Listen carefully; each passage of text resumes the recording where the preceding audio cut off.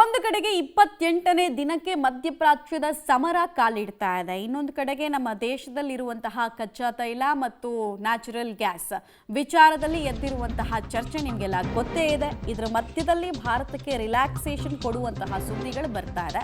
ಭಾರತಕ್ಕೆ ಮತ್ತೊಂದು ಹಡಗಿನ ಆಗಮನ. ಗುಜರಾತ್ನ ವಾಡಿನಾರ್ ಬಂದರನ್ನ ಜಗ್ ವಸಂತ್ ಅನ್ನುವಂತಹ ಹಡಗು ತಲುಪಿದೆ. 16,000 ಮೆಟ್ರಿಕ್ ಟನ್ನಷ್ಟು LPG ಈ ಹಡಗಲ್ಲಿದೆ.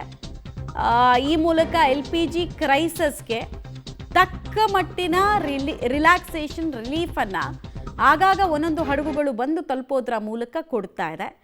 LPG ಹಡಗು ಈಗ ಸದ್ಯಕ್ಕೆ ಎಲ್ಲರ ಕೇಂದ್ರ ಬಿಂದು.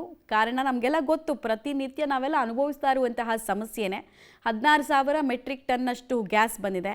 ಏನೂ ಇಲ್ಲದೆ ಇರೋದಕ್ಕಿಂತ ಏನಾದರೂ ಒಂದು ಬರ್ತಾ ಇದೆಯಲ್ಲ ಅನ್ನುವಂತಹ ಒಂದು ಹೋಪ್, ಅಂದರೆ ರೇ ಆಫ್ ಹೋಪ್ ಅಂತ ಹೇಳ್ಬೋದು ನಾವು, ಭರವಸೆಯ ಆಶಾ ಕಿರಣ ಅಂತ ಹೇಳ್ಬೋದು. ಈಗ ಬಂದಿದೆ.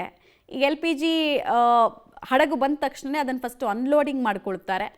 ಅನ್ಲೋಡಿಂಗ್ ವ್ಯವಸ್ಥೆ ಆದ ನಂತರ ಅದನ್ನು ಬಾಟಲಿಂಗ್ ಯೂನಿಟ್ಸ್ಗೆ ಕಳಿಸ್ಕೊಡ್ತಾರೆ. ಈ ಪ್ರಕ್ರಿಯೆ ತುಂಬ ಕ್ರೂಷಿಯಲ್ ಇರುತ್ತೆ.